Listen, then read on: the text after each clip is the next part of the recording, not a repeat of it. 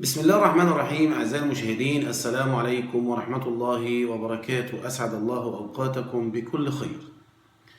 بداية هنتكلم عن المدح في الوجه وكراهة المدح في الوجه، ولكن قبل أن نبدأ في الحديث عن كراهة المدح في الوجه نريد أن نقول أن إذا جاز المدح، لأن هناك من يجيز المدح ولكن بشروط، ولكن المدح أصلا المدح في الوجه إذا كان في وقت الشدة فهذا يعتبر نفاق، أو على الأقل يعتبره الممدوح نفاق إن لم يكن المادح يقصد النفاق. وإن كان المدح في وقت الرخاء فيكون المدح أو هذا المدح قوة المادح وشكر الممدوح للمادح، أو يعني بمعنى أدق يعني يكون الممدوح يعني لا يعتقد أي شيء من وراء هذا المدح، لأنه في رخاء لا يحتاج إليه لكي يمدحه. أنت فاهم إزاي؟ هذا إن جاز هذا المدح. ولكن خلينا نشوف كراهة المدح في الوجه. ناهيك بقى عن تكرار المدح وتكرار الثناء في الوجه وفي الظهر، ولكن خلينا مع كلام النبي صلى الله عليه وسلم في مسألة كراهة المدح في الوجه. روى الإمام مسلم في صحيحه رحمه الله تبارك وتعالى عن همام بن الحارث عن المقداد رضي الله عنه أن رجلا جعل يمدح عثمان بن عفان رضي الله عنه، فعمد المقداد فجثى على ركبتيه فجعل يحثو في وجهه الحصباء، فقال له عثمان: ما شأنك؟ فقال: إن رسول الله صلى الله عليه وسلم قال: إذا رأيتم المداحين فاحثوا في وجوههم التراب. كراهة المدح في الوجه لمن خيف عليه مفسدة من إعجاب ونحوه، وجوازه لمن أمن ذلك في حقه. عن أبي موسى الأشعري رضي الله عنه قال: سمع النبي صلى الله عليه وسلم رجلا يثني على رجل ويطريه في المدح، فقال: أهلكتم أو قطعتم ظهر الرجل. هذا الحديث متفق عليه، والإطراء هو المبالغة في المدح. وعن أبي بكرة رضي الله عنه أن رجلا ذكر عند النبي صلى الله عليه وسلم فأثنى عليه رجل خيرا، فقال النبي صلى الله عليه وسلم: ويحك، قطعت عنق صاحبك. يقوله مرارا: أن كان أحدكم مادحا لا محالة فليقل أحسب كذا وكذا، يعني أحسبه على خير ولا نزكي على الله، أحسب كذا وكذا إن كان يرى أنه كذلك، وحسيبه الله ولا يزكى على الله أحد. هذا الحديث متفق عليه. طبعا هذه الأحاديث جاءت في كراهة المدح في الوجه، فما بالك بتكرار المدح؟ ولذلك الممدوح يعني ينتابه غرور أو نفسه ضعيفة، إيمانه ضعيف، ويعني ممكن تحدث له مفسدة من إعجاب ونحوه، فما بالك بالمدح مرارا وتكرارا في الوجه وفي الظهر. عموما أولا المادح لما يكون في رخاء وفي قوة وكده، في رخاء يعني وممكن يكون قوي، ولكن جه عليه وقت، أتى عليه وقت ضعف فيه، ضعف ماديا أو أي شيء، فيبتدي يمدح واحد تاني على أساس إن ده بيساعده ويقف في جنبه، وممكن يكون هو أصلا بيمدحه فعلا يعني عرفانا بالجميل، يكون هو إنسان فعلا لا ينكر فضل هذا الإنسان الذي وقف بجانبه في وقت الشدة وإلى آخر هذا الكلام. فالمادح إذا مدح إنسانا آخر، خلي بالك، إذا مدح إنسانا آخر وهو في وقت رخاء غير محتاج فيكون المدح ده إيجابي، مع إن ممكن يجوز المدح، لكن ده يعني يعتمد على درايتك بالإنسان اللي قدامك. هل هذا الإنسان مثلا تمدحه مثلا لأنه فعلا هذا حق وتقول أحسبه كذلك ولا أزكي على الله، فإن الرجل يعني كذا يفعل كذا ويفعل كذا ويفعل الخيرات إلى آخر هذا الكلام، فممكن أن تحثه على زيادة فعل الخير، ممكن أنت تشجعه. ده كويس جدا. والممدوح لا يظن فيك سوء، يعني لا يظن أنك تمدحه لغرض ما أو لأنك تحتاج منه شيء. فهذا يعني العلماء قالوا أنه يجوز، ما عندناش مشكلة يعني في هذه المسألة. ولكن إذا كان المادح في وقت ضيق وفي وقت يعني شدة، فيعني احتمال كبير جدا، وهذا الأغلب، أن يكون مدحه يعني يصل إلى النفاق. يعني إيه مدح؟ مبقاش مدح لمجرد المدح، لا، وإنما مدح لطلب شيء أو لاحتياجه للممدوح، احتياجه للممدوح. فالممدوح أوتوماتيك كده على طول يظن أنه يحتاج منه شيء، ويعرفه، ويعرف أنه ينافقه، ويعرف أنه حتى يقول ما ليس فيه، يعني ممكن يقول فيه حاجات مش فيه ويقعد يمدحه علشان في أغراض وفي أهداف هو عايزها منه. ليه؟ لأن هنا أنت لما بتكرر المديح كثيرا كثيرا كثيرا، هذا مشكلة كبيرة. هذا يجعله يظن أنك ضعيف أو أنك تحتاج إليه، وربما تكون فعلا تحتاج إليه، ولكن يظن أنك ضعيف. وهذا يورث الذل، يعني المديح في وجه الإنسان كثيرا، وهذا تذلل، يعني يعتبر نوع من أنواع التذلل، إن أنا بمدحك يعني كأني بستعطفك، كأني بستجدي منك نوالا. فهذا يجري مشكلة كبيرة جدا جدا. فإذا كان الممدوح ممكن نفسه ضعيفة وإنسان يعني شبع بعد جوع، ممكن يحس كمان إنه جه الوقت إني أنا أذل هذا العظيم أو وخصوصا لما يكون المادح حاجة عظيمة وحاجة كبيرة جدا، والتاني أقل منه يعني شأنا، وأقل منه تاريخا، وأقل منه يعني عز. يعني انت فاهم ازاي؟ يعني انت لما تيجي تشوف مثلا واحد كان غني جدا جدا، وكان بيعطف على الفقراء ويعطي المساكين، واخد بالك ازاي؟ وفي واحد من ضمن الناس دول اللي كان بيعطف عليهم، الايام دول جعلته هو غني ومعه اموال، وهذا العزيز الذي كان قبل ذلك يعطي الاموال وكان يعني في مكانة كبيرة جدا، أصبح ضعيف أو أصبح لديه مال أو أصبح فقيرا. ويا ريت إنه بقى فقير بس، لا، ده أصبح يحتاج إلى من كان يعطيه بالأمس.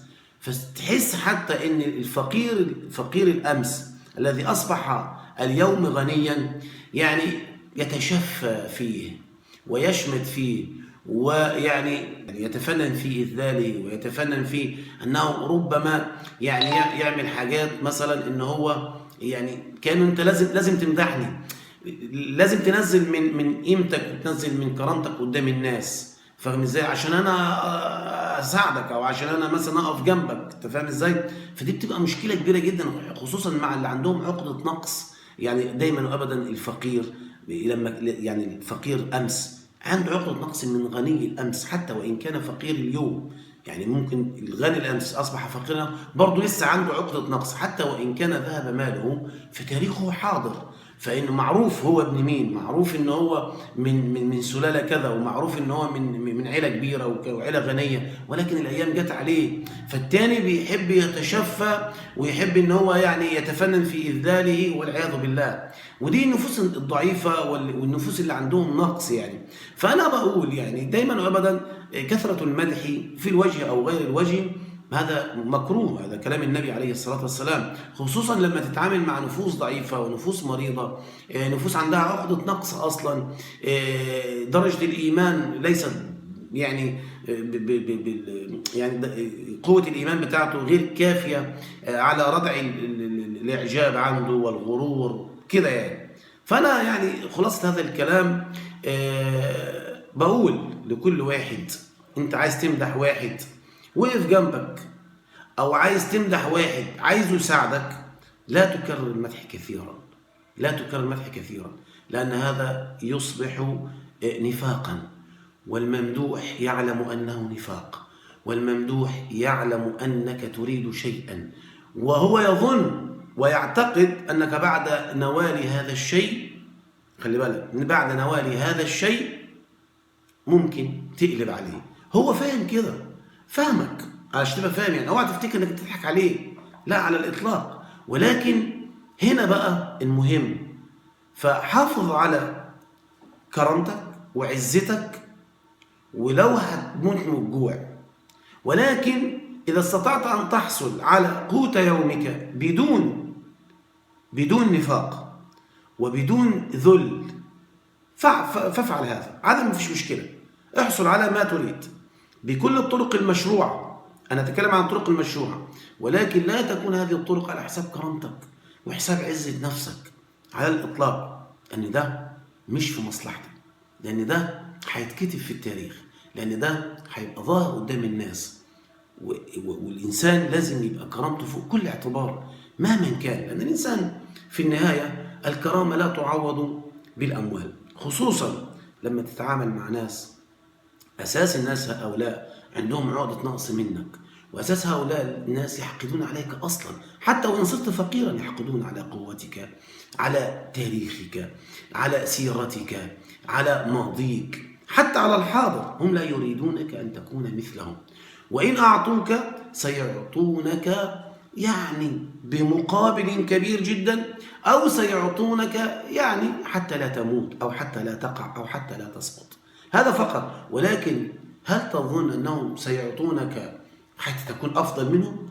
على الإطلاق، على الإطلاق. فأنا أنصح بأنك توفر كرامتك، توفر كرامتك، توفر كرامتك، لأن مفيش حد عبيط النهاردة ومفيش حد أهبل النهاردة، كله فاهم كله. ولكن أعتقد يعني وكل واحد طبعا هو حر، ولكن يا أخي الكريم دايما أنا بناشد نفسي وإياكم وكل المتابعين والمشاهدين، كرامتك فوق أي اعتبار مهما كان، ولكن دايما وأبدا ابحث عن الرزق بكرامة، عن الرزق بكرامة. وأنا أختم بقول الإمام الشافعي رحمه الله، يقول الإمام الشافعي رحمه الله: لقلع ضرس وضرب حبس ونزع نفس ورد أمس وقر برد وقود فرد ودبغ جلد بغير شمس وأكل ضب وصيد دب وصرف حب بأرض خرس ونفخ نار وحمل عار وبيع دار بربع فلس وبيع خف وعدم ألف وضرب إلف بحبل قلس أهون من وقفة الحر يرجو نوالا بباب نحس. كل ده أهون من وقفة الحر يرجو نوالا بباب نحس. الكرامة الكرامة، الإنسان يموت دونها. وأنا كما قلت بأن المديح في الوجه في وقت الضيق وفي وقت الشدة نفاق، وإن لم يقصد المادح النفاق، وإن كان المادح يقوله حقيقة، وإن كان المادح يعني لا ينكر جميله ويريد أن يعني عرفان بالجميل، يعني يريد أن يثني عليه، يريد أن يشكره، ولكن يشكره أمام الناس ويشكره أمامه، حتى يعني لا يقول أنه ينكر الجميل.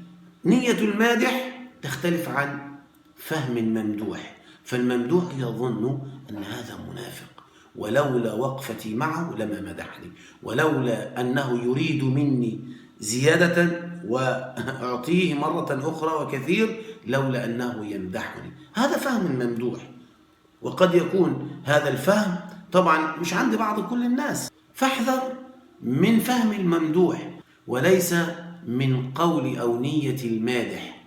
فالمادح هو ونيته يعلمه الله سبحانه وتعالى، ولكن أغلب الأمر أن الممدوح يكون فهمه من مدح الرجل الذي هو في ضائقة، أو الرجل يعني في وقت الشدة، يفهم من هذا، وده الغالب أنه يفهم أن هذا المدح نفاق له حتى يحصل على ما يريد.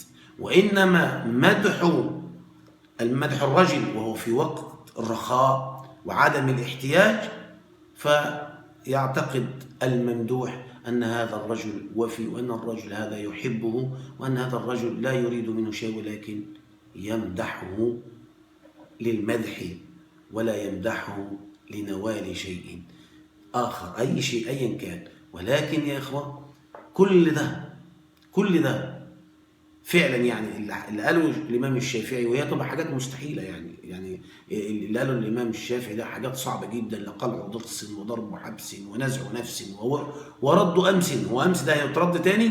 كل ده. وقرب برد وقود فرد ودبغ جلد بغير شمس، وفي جلد بالدبل من غير شمس، وأكل ضب وصيد دب وصرف حب بأرض خرس. يعني الواحد يعني حد يقدر يحط حب في أرض خرس يعني ما بتطلعش؟ ده مستحيل. ونفخ نار وحمل عار وبيع دار بربع فلس وبيع خف وعدم إلف وضرب إلف بحبل قلس أهون من وقفة الحر يرجو نوالا بباب نحس.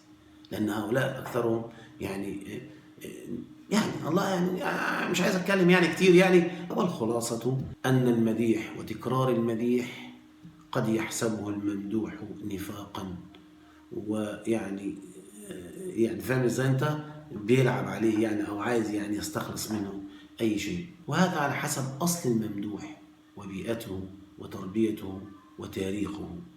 فان كان ابن اصل فلا يعتقد ولا يظن ان المادح يعني ينافقه، وان كان يعني كان